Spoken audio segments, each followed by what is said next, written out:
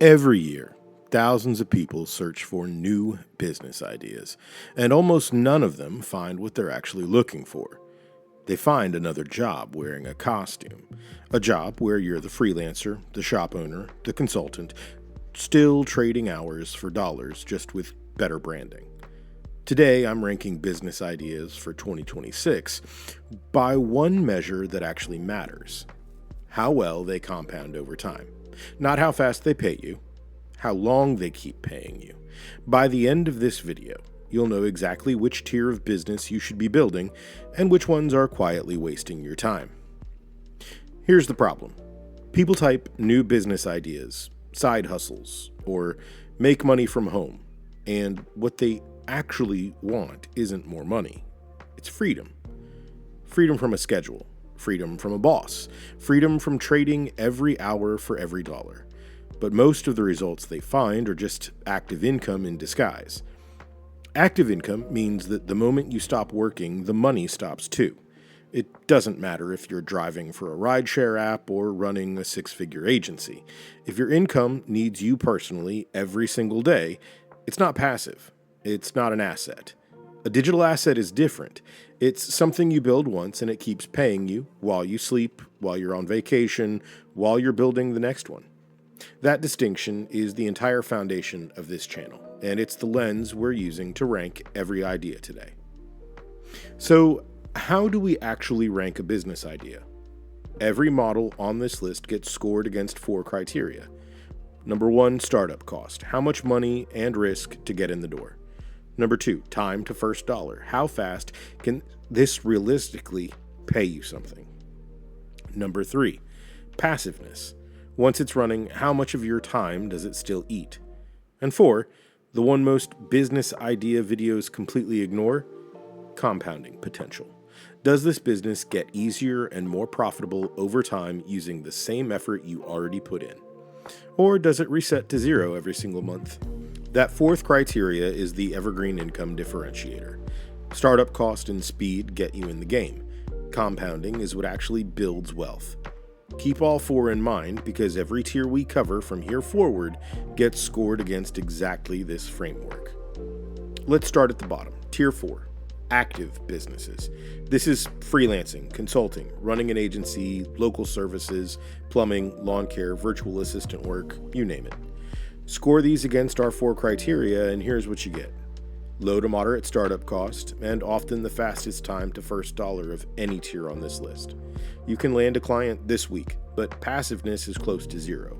Every dollar you earn is still tied to your calendar, and compounding potential is weak. Yes, you can raise your rates, build a reputation, maybe hire help, but the ceiling is your own capacity. Stop working, and the revenue stops with you. To be clear, these are legitimate businesses. Many of them are profitable and stable, but if your goal is passive income, Tier 4 is a starting point to fund the tiers above it, not the destination. Tier 3 moves us up, semi-passive businesses. Think print-on-demand, Etsy printables, Amazon KDP, low-content books, drop shipping. These models earn better marks. Startup cost is often low, sometimes just a design tool in a few hours. Time to first dollar is moderate. It might take a few weeks to get real traction, and passiveness genuinely improves. Once a listing is live, it can sell without you actively working every sale. But here's the catch. Growth is almost entirely platform dependent. Etsy changes its algorithm. Amazon changes its category rules, and your entire income can shift overnight. Not because you did anything wrong, but because you don't own the platform you're building on. Compounding potential here is moderate, not strong. Your best asset in Tier 3 isn't really the product. It's the system you use to keep launching new products faster than the last one stops selling. Tier 2 is where things start to shift meaningfully in your favor. Digital asset businesses. This includes digital products, memberships, newsletters, and affiliate systems. Startup cost is still relatively low. Most of the investment is time, not money. Time to first dollar is longer than the tiers below it because you're building trust with an audience before you're building a product. But passiveness climbs significantly, and compounding potential is genuinely strong. And here's why. In Tier 3, you're constantly launching new products to replace ones that stop selling. In Tier 2, you're building an audience, and audience and trust increase your earnings without rebuilding the asset from scratch. The same newsletter subscriber who bought your first digital product is far more likely to buy your second, your third, your affiliate recommendation. You're not starting over. You're compounding on relationship and trust you've already earned. And that brings us to Tier 1, Evergreen content, YouTube channels and niche websites built around content that stays relevant for years. This is the top of the pyramid, and here's why. Startup cost is low, a camera or even just a screen and a voiceover, like this video. Time to first dollar is the slowest of any tier we've covered. Evergreen content takes months to build momentum. But passiveness and compounding potential are both at their absolute peak. A single well-made video or article can keep earning ad revenue, keep driving affiliate clicks, keep growing your email list for years without you touching it again. And here's the part most people miss. Evergreen content doesn't just earn on its own. It feeds every other tier we've talked about. It builds the audience that buys your Tier 2 digital products. It drives traffic to your Tier 3 storefront. It's not just another income stream. It's the engine that makes every other income stream compound faster. So, if evergreen content is the engine, here's the exact sequence that turns it into a compounding system. Content comes first. It earns trust and earns traffic before anything else. That traffic builds your email list, the one asset no algorithm can take from you. Your email list is where you launch digital products because you're selling to people who already trust you. Once the products are proven, affiliate marketing adds another income layer on top of the same audience, recommending tools you already use. And finally, memberships turn your most engaged followers into recurring, predictable revenue. Notice what's happening here?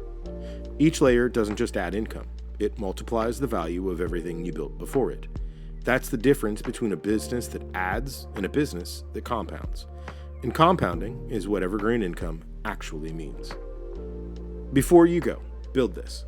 Avoid the 5 mistakes that stop most people cold. 1. Chasing fast money instead of compounding. 2. Building in the wrong order. Trying to sell products before you have any trust or audience. 3. Ignoring the email list and building entirely on rented platforms you don't control. 4. Relying on a single income stream instead of letting your assets multiply each other. And 5, the most common one, quitting right before compounding actually begins. Every evergreen asset feels slow at first. That's not a sign it's not working. That's just what the beginning of compounding looks like. So here's your weekend challenge. 5 things you can do in the next 2 days to start your first digital asset. 1. Pick a niche you can talk about for years, not just weeks. 2. Outline your first 3 pieces of evergreen content. 3. Set up a simple email capture. Even a free tool works to start. 4. Script and record your very first piece of content, even imperfectly. And 5. Publish it. Not perfect, published. That's the entire starting point for every Tier 1 asset on this list. If you want the full step-by-step build, this is exactly what we walk through in the Evergreen Income Phase series, starting with Phase 1, linked right here. This is Evergreen Income. The compounding starts now.